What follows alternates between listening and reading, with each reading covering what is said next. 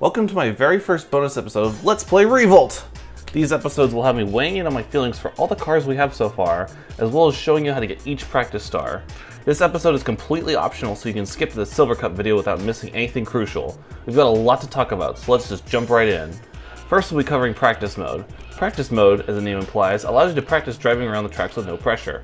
Each track contains what's called a practice star. Collecting all the practice stars in a series of tracks unlocks more cars. We will be obtaining all the practice stars in the bronze level tracks, doing the tracks in order. For the first level, Toys in the Hood 1, this star is extremely simple. Keep driving down the street where you would for a normal race, and look out for a red car that a terrible person parked partially on the curb. Drive underneath it on the sidewalk side to pick up your star. Moving on to Supermarket 2. This one's a little trickier, and you will need some speed to get this one. Drive until you reach the checkout section. Make sure you're going at least 28 miles per hour before you hit the middle checkout. You should have enough speed to swipe the star out of midair. Moving on to Museum 2, you can miss this star if you're not paying attention. Drive down the track like you would when you're racing until you reach the escalators. Get to the top of the escalators and do a U-turn so you're facing them. Carefully drive up to the divider and go slow so you don't fall off. If you do this right, you will take the star with no trouble at all. The last one is the Botanical Garden. Just as easy to get as the Toys in the Hood 1 star, but much more hidden. Do a U-turn as soon as you start. Just stay with me here for a moment. As you begin going up the incline, making a sharp right into the planter. Go through the small passageway and keep going straight until you have the star. That covers all the stars for the Bronze Cup tracks. Since we've completed the Bronze Cup, won all the single races for each bronze level track, which I've done off screen to save some time, and obtained all the practice stars, we now have a total of 13 cars at our disposal. The Silver Cup is going to be a tricky one, so learning about each car's pros and cons will be a good idea. I'll be covering each car and giving my opinion on all the cars we have unlocked, starting from the very first car. RC Bandit! RC Bandit is the very first car selectable in the game, so naturally he's middle of the road. Not the fastest nor the heaviest, which I should remind you, the weight stat is the one that determines both how tight the car's handling is and how prone they are to flipping over. But RC Bandit does have good acceleration, which is always nice. RC Bandit's lower end top speed means that catching up to a faster car ahead of you may be difficult, but overall, there's not really any particular problem with him. You could compare him to Mario from Mario Kart or Diddy from Diddy Kong Racing. They're functionally competent, but they're not played by anyone, at least not anybody I know, due to being outshined by cars that specialize in one specific area, such as acceleration or significantly higher top speed. Dust Mite! Statistically, Dust Mite looks pretty poor. Mediocre speed and acceleration even for a rookie rank car. He isn't necessarily awful, but definitely not a car you'd want to put. Whoa. Hold on a second. Hold on. I just noticed something. Dust Mite has the same stats as RC Bandit, except both his top speed and acceleration are slightly worse. Look at them side by side. Are you seeing this? He's the same as RC Bandit, except he's just a worse version of RC Bandit. Like, what the hell? What are you doing, Acclaim? Why would anybody choose to play Dust Mite? Well, I know one reason. Reason being so they don't have to play Fat Slug.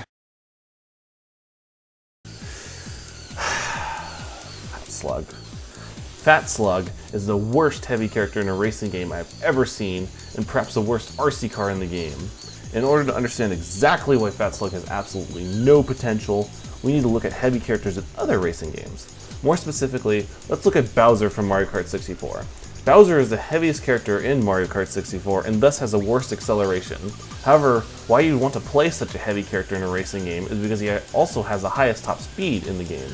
The scientific reasoning for that being that objects with a higher mass, and trust me, Bowser has a lot of mass, are much harder to stop, either by air resistance or other solid objects, such as your fellow racers. The point is that although Bowser is slow to start, careful driving rewards the player with unbeatable speed. Going back to Fat Slug, he is the heaviest character in the game, and on paper this sounds good, because higher weight, meaning tighter handling and being less prone to flipping over. However, he has extremely terrible top speed and acceleration, which means that even if he stays upright and in control the whole race, other cars will pass him with sheer horsepower. When I race with him, I still flip over every once in a while due to power-ups and other cars just ramming into me, and he just can't recover his speed at all. Perhaps he has some situation where he outshines the rest of the rookie cars, but I haven't found it yet. I don't think I ever will, to be honest. Overall, I see no competitive advantage of Fat Slug, and he should not be played. Colonel Moss! Colonel Moss's good top speed and acceleration make him a decent pick among the rookie cars. He can quickly reach his above average top speed, even after coming to a dead stop. He's also a middleweight, making his turning somewhat tight. On paper, Colonel Moss seems entirely competent. In practice, I find his turning to feel very sluggish, and overall a little more difficult to control compared to Dr. Grudge and Harvester, which we'll talk about soon enough. I cannot pinpoint exactly why, but something about him feels like he has moss in his tires. Still, Colonel Moss is statistically a very nice car and worth a test drive. Harvester!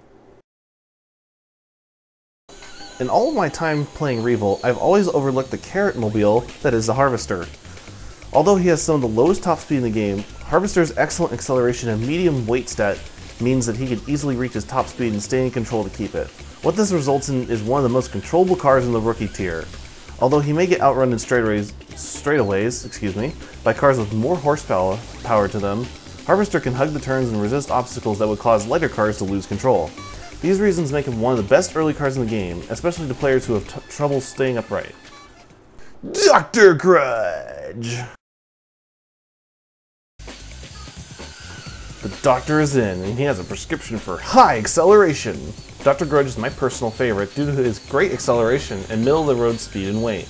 He has the third highest top speed in the rookie tier, only being beaten out by RC Bandit and Colonel Moss. He is a bit lighter than Harvester and therefore is a bit looser when it comes to handling, but his high acceleration and top speed means that he can not only recover quickly from flipovers and impacts, but that he can also handle turns with no problem at all. I liked him so much, I actually once completed the last cup in the game with him, beating out cars that statistically outclass him. Overall, the Vengeful Ambulance is one of the best cars in the early game, and my personal pick. Vulcan Turbo. The first stock car RC car in the game, Vulcan Turbo at first seems completely forgettable. Having significantly lower top speed but slightly higher weight than Speed Demon's Colonel Moss and Dr. Grudge, the good old VK suffers as a result. That being said, he does have much better acceleration than Moss, but Grudge beats him there. All that being said, Vulcan Turbo is a lot easier to control than many of the faster but lighter cars in the rookie tier. I'm thinking the reason for that is the combination of his lower speed, higher acceleration, and good weight stat, resulting in a slower but entirely controllable car. I would suggest giving him a shot. Sprinter XL! The other stock car style car that we start with, Sprinter XL's most obvious trait is having an insanely large acceleration stat! Reaching his max speed in less than 2 seconds, Sprinter XL shoots forward so fast that only computers with blast processing can keep up with him. However, his car is one of the lightest in the game, making each attempt at a turn look like a scene from Tokyo Drift. Even lightly tapping other cars will cause Sprinter XL to spin out, and using the battery power-up is tempting fate. If you can keep Sprinter XL under control, he's probably one of the best cars in the rookie tier. Unfortunately, by the time you get good enough at handling light cars, much better cars in higher tiers will probably be available to you. Speaking of which, RC-san! RC-san, the first amateur tier car and apprentice of Sprinter XL Sensei, is unlocked by completing the Bronze Cup. He has slightly lower acceleration than his master, but outshines him with significantly higher top speed and slightly more weight. Just like Sprinter XL, RC-san is very slippery with the handling and will easily spin out if you're not careful. If you can master the slippery controls, you will have one of the speediest cars available to you in the Silver Cup. Candy Pebbles. The other car unlocked by beating Bronze Cup, Candy Pebbles is pretty middle of the road statistically. Other than being a rear-wheel drive car, which I'm not sure affects gameplay or not, Candy Pebbles is merely okay. Nothing very exceptional about him. The lower weight means that he spins out rather easily, but not necessarily more so than cars like RC Bandit.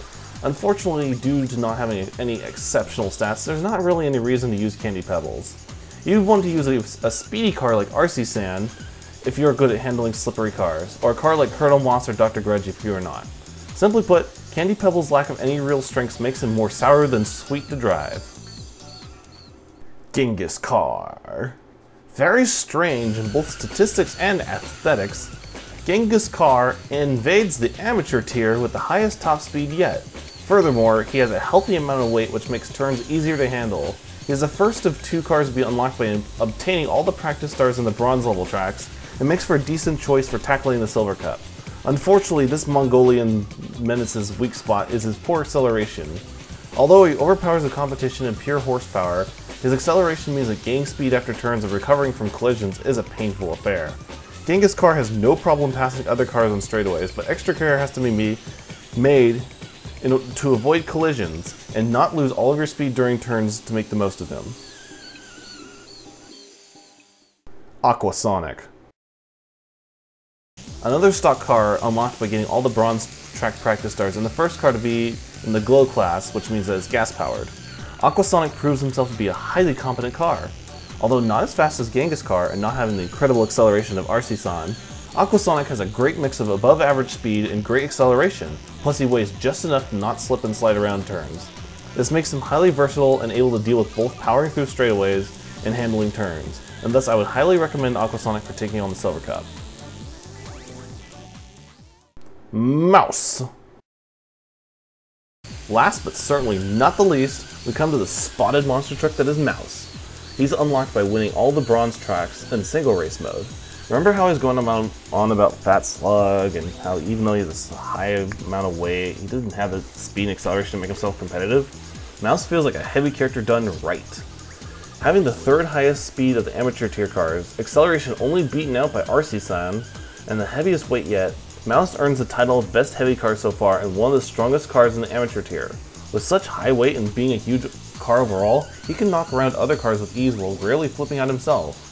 Only thing to watch out for, in my experience at least, is that his handling is so tight you may need to turn harder than you would for any other car because otherwise you may hit the wall instead of making the turn.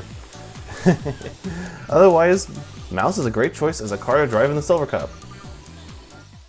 Thank you guys for joining me in my very first bonus episode of Let's Play Revolt. I've got a whole lot more to show, both cup videos and bonus videos, so stay tuned.